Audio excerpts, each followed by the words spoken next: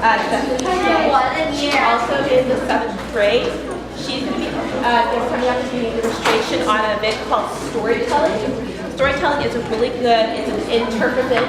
These kids learn a story. They have to perform it. There's a lot of skills that goes into it that really helps them when they get into some of the harder terms later on. So we're going to have Jessica come up. She's going to go ahead and do her story, and I'll let her introduce you. Just because I'm a wolf, everyone assumes I'm the bad guy. People always say, poor little Red Riding Hood. Poor old Granny. Ha! If the truth were known, Little Red and Granny would be arrested for perjury, fraud, and the intent to deceive a police officer. Those two women are real con artists. But Little Red's cute and soon scream hysterically. So I would believe her version of what happened. Nobody would listen to me. Well, I think it's time the real story got told. I'm tired of taking the role. We all know the story of Little Red Riding Hood, right? There's this girl, and she decides it'd be a great idea to, while she's on her way, walking through some suspicious woods, to talk to a complete stranger who happens to be a woodland animal. Totally normal fairy tale, right?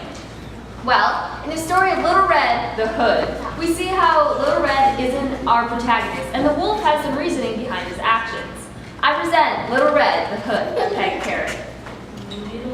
It all started one late Sunday afternoon deep in the woods. Now, I live in the woods, you understand. These are my woods.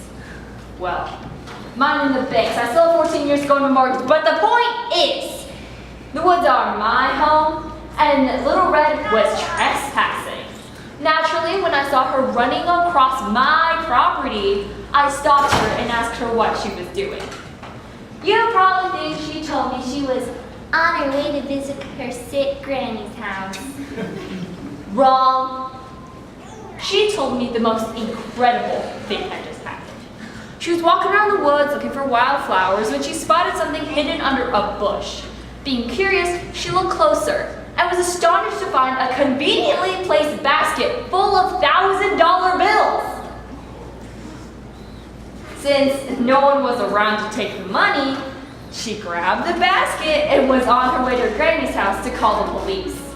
She opened up the basket and let me have a quick peek.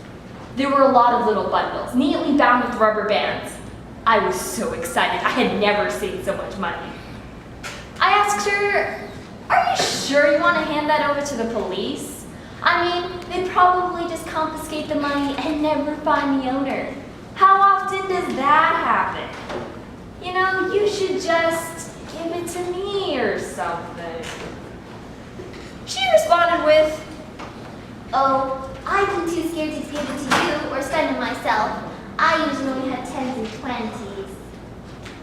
I couldn't believe this girl. I never had $1,000 bills either, but I sure wasn't too scared to spend one. Then she said it was too bad it was Sunday and all the banks were closed, because then she'd be willing to trade me everything in her basket for whatever I had in smaller bills." Now that statement made my first stand on end. I told her it didn't matter if it was Sunday. I had a card for the bank machine and they offered to draw out everything I had for whatever she had in that basket. She asked me about how much I had, and I told her about $2,000. Then she gave me that sweet, innocent smile and told me she wouldn't be at all afraid to spend $2,000 in 10s and 20s.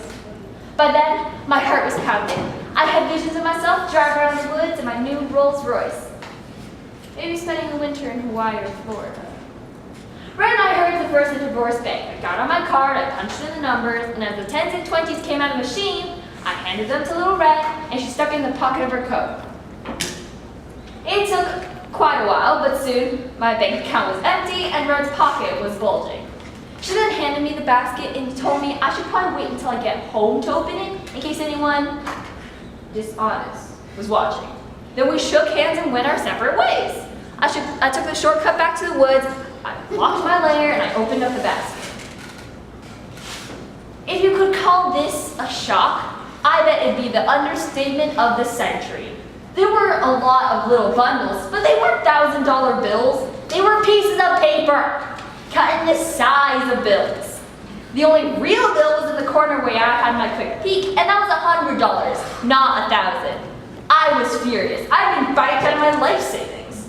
I rushed to Granny's house and I flung open the door. It was conveniently left unlocked. I walked over to the bed. It was empty. I put on the nightcap, I put on the nightgown, I crawled into bed, and I waited for little Red.